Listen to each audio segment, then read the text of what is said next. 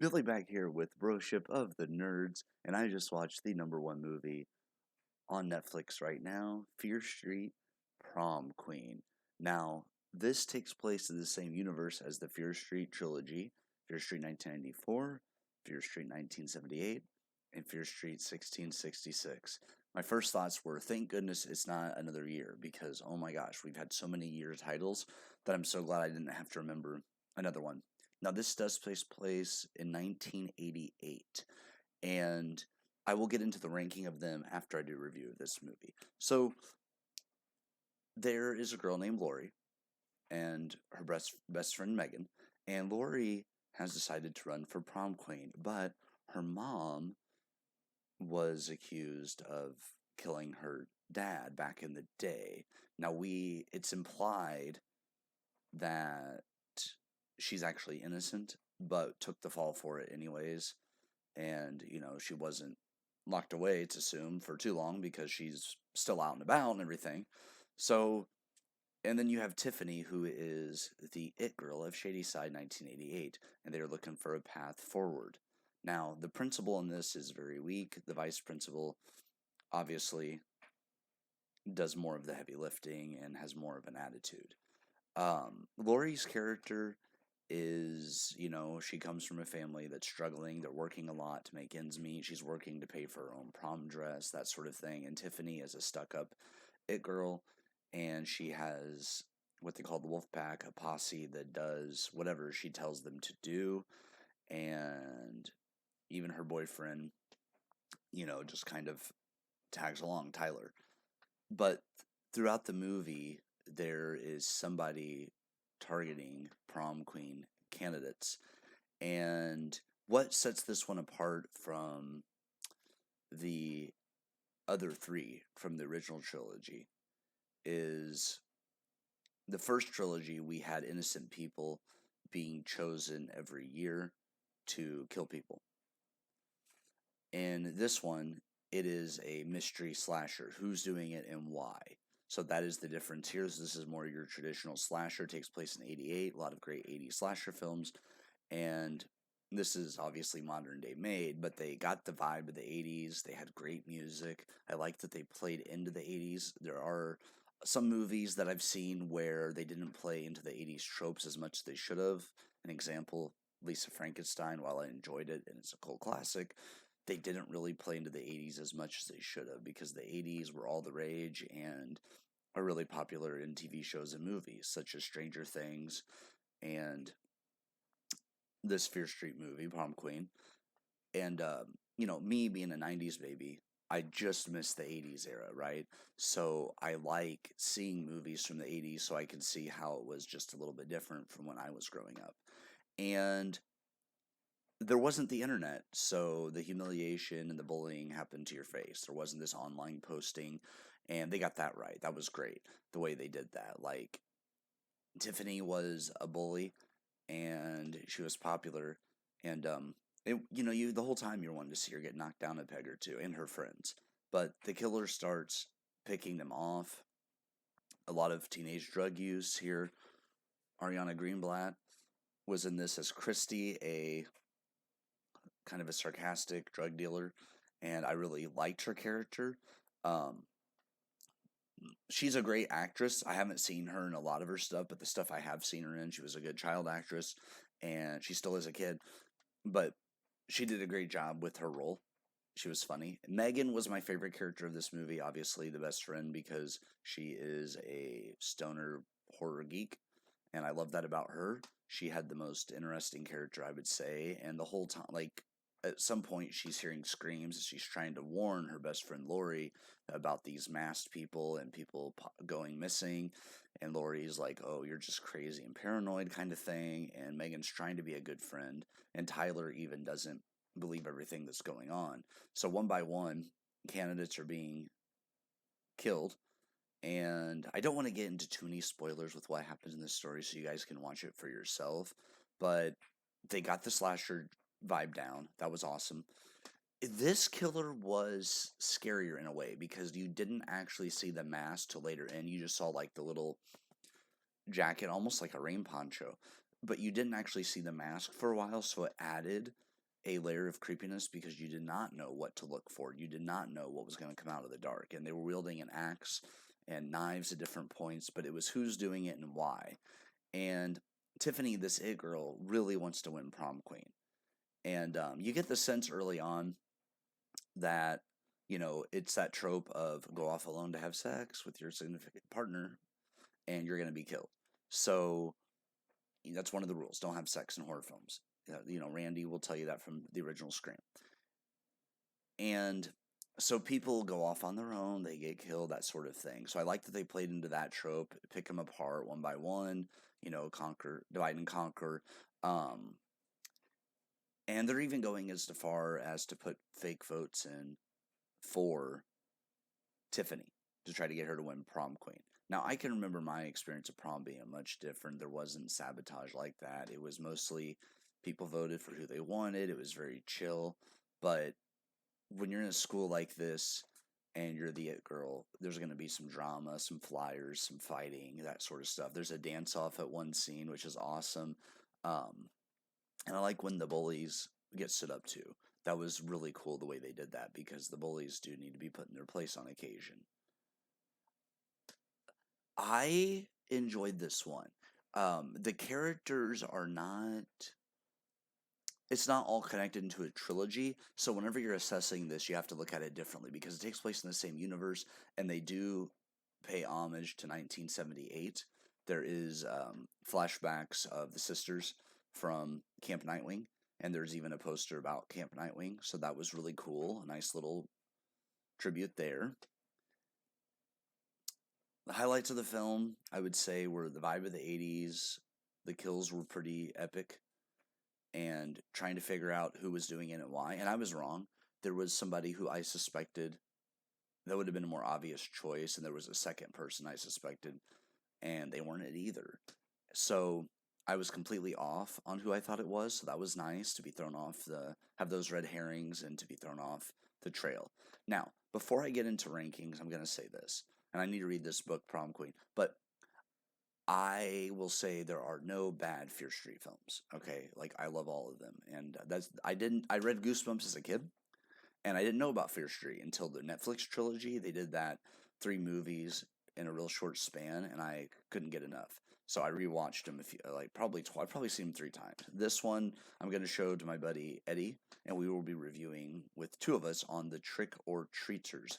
So if you want to check that out, go over to that channel where we do physical media talks and movie reviews and why physical media is so important, as well as streaming. We don't believe that it has to be one or the other. We believe in watching stuff on streaming and then owning the stuff you can later. There's nothing wrong with exclusives on streaming or to watch a film on streaming and then decide I want to buy that. So it's a good way to save some money and not waste your money on films you don't like. So that's what I like about physical media. Anyways, back on to topic.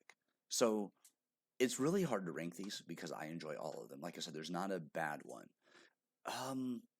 I will say when I'm thinking of this, I'm thinking of terms of story. I'm thinking of terms of memorable characters, that kind of stuff. One thing I will say about these, they're not afraid to kill people off, and I like that. They don't let everyone live. There's not a happy ending for a lot of them. And Shadyside as a whole is cursed and doomed, that sort of thing. It was like that in the books, too. So they get the essence of the books correct. There's a lot of changes, obviously, and I do highly recommend reading the Fear Street books. I have probably the first 10 and then some other side stories, and then I have some others in the mainline series that are like way further down the road, but I do plan on getting more Stein stuff. He's going to get his own shelf once I have a house, and I really like R.L. Stein. So when I'm thinking of ranking here, let's see. I'm going to rank in last place 1978. And I know this is a lot of people's favorites. The reason I rank this one last is I love the sisters and I like the story that it tells. It is a camp slasher, which has been done quite a bit, and I like that it's a bigger part of the story. And seeing somebody, Tommy, go from a good guy to killer really quickly was really, really interesting. Like I said, there isn't a right or wrong answer to me. This is just my list. It's not always correct, but this is my order. So last place, 78. I like Camp Nightwing. I like that there's a camp, but I feel like this has been done a lot. And the story was well told about the sisters, and there were some twists I did not see coming, so I like that. But I hate using the terms give me the ick, but the cop in that one gives me the ick, and it does set up what is to come in the final of the trilogy, the finale, which was 1666.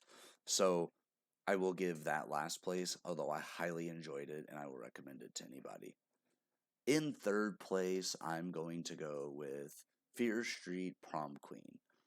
Although I enjoyed the slasher, the mystery vibes it gives, and I was completely thrown off by the killers and everything. Killers, that sort of thing. It was more of an isolated location, so we didn't get to see as many places as the other Fear Street. Even 1978, they're wandering around more. I give this one a little bit higher because it was a whodunit rather than showing you the killer at the beginning and what's inevitable and what's to come from the curse. I like that they paid homage to the other ones and that they did hint at the curse, but these weren't unkillable creatures at this point. These were just like normal people. So I like that it was a whodunit and it freshened up the series because they're not just piggybacking off the curse. They're saying, okay, this is its own thing, even though it's in the same world, it's going to be its own thing. And I like that. It wasn't afraid to take chances and to be its own entity within this franchise. And I look forward to more Fear Street, so I will put it third. This is where I struggle because I like part 1 and 3 so much. So depending on the day, I could go either way. But in second place, Fear Street 1994.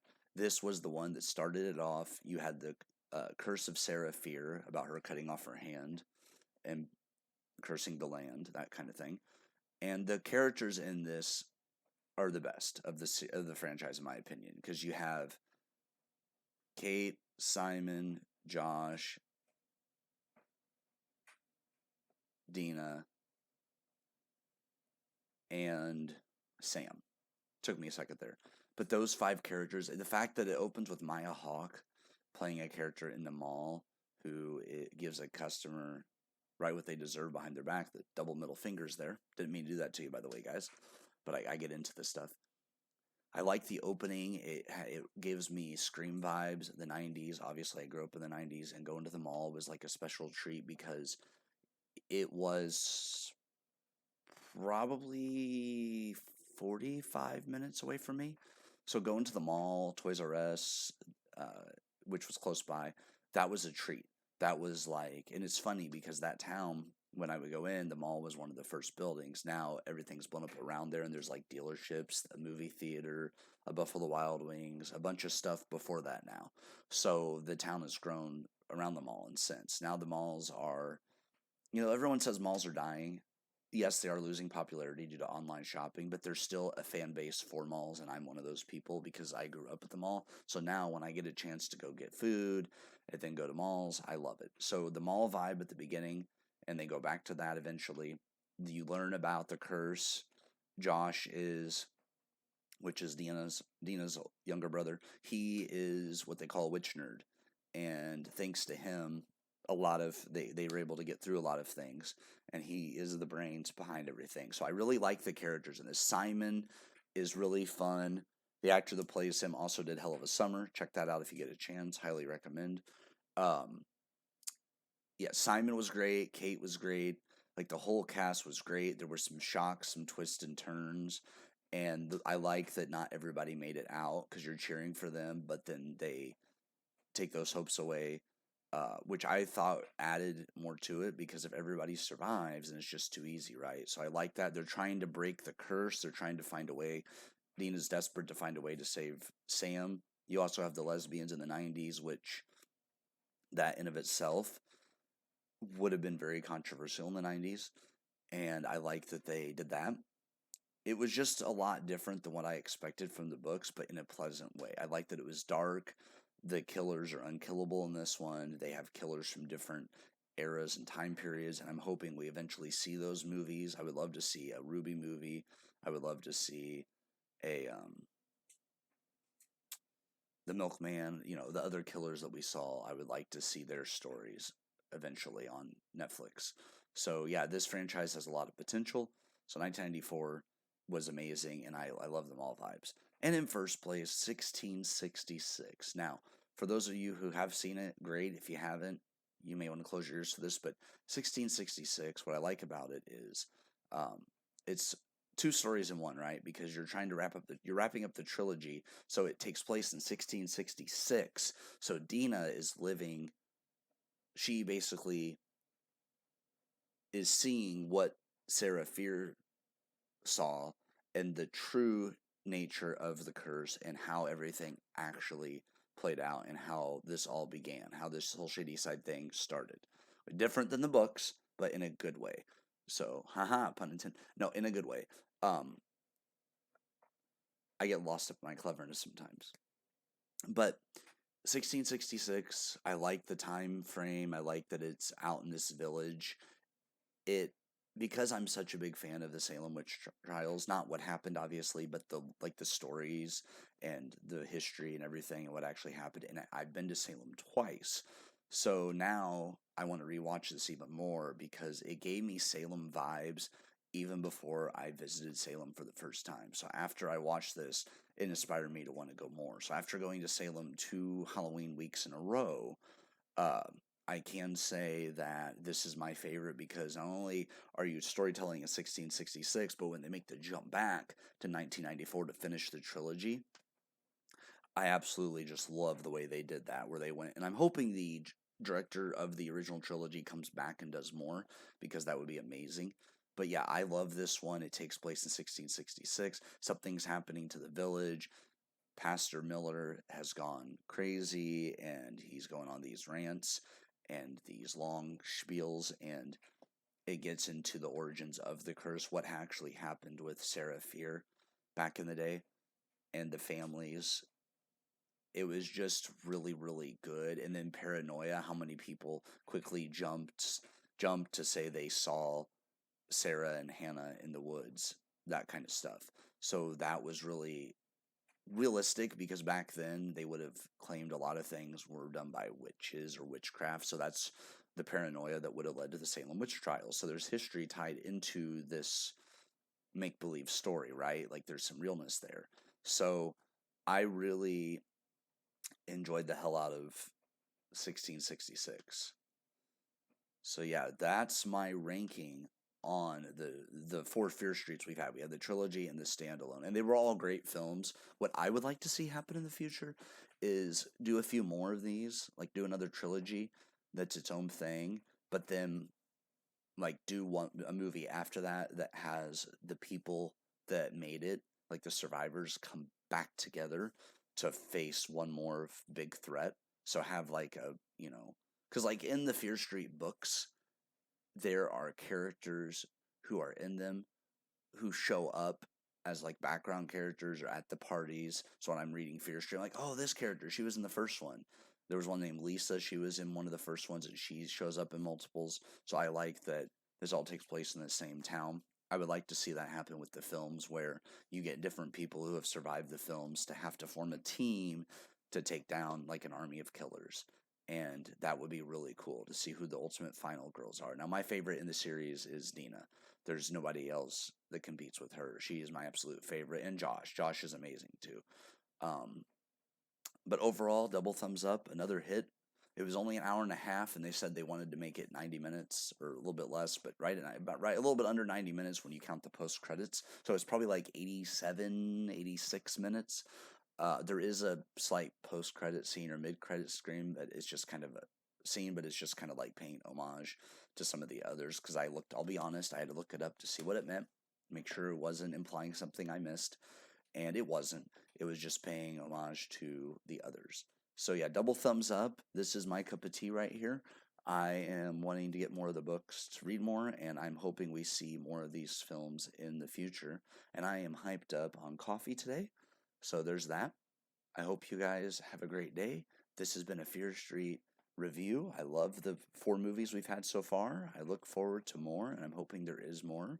And right now, given that it's number 1, I'm hoping it keeps some momentum going for a while so we can get enough numbers to see another trilogy or a sequel or just another movie in this world. I love it, and I would like to go to some of the conventions. I'll share this story before I go here. I actually had tickets to go to a convention, but due to car trouble, I was not going to be able to make it. So they had a deal where you could exchange the tickets for online tickets, and I did get to attend a Q&A, but I lost out on a lot of money. Never got a refund. Um, Never got the autographs I paid for. I was supposed to get an autograph from like 3 cast members and some virtual one-on-ones, that sort of thing. Whenever I did the exchange, never saw a dime of that. It was a scam. So please be very careful when you're going to conventions. Make sure it's like a Galaxy Con or a Comic Con. Do not go to conventions that are not legit. It was one of those things. It also happened to the Legacies people as well. So yeah, complete scam. It was supposed to take place in Georgia, and whenever I told them I couldn't make it, they said no worries, we'll just exchange it. And like I said, a lot of money was invested, and the only thing I got was the very poorly done Q&A question session that may have lasted 20 or 30 minutes. That was it.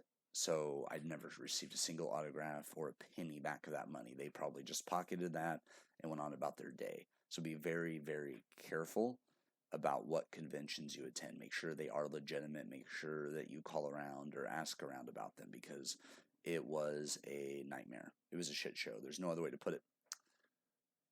So yeah, that's all I have for you guys. Love the Fear Street movies. I hope to see more later.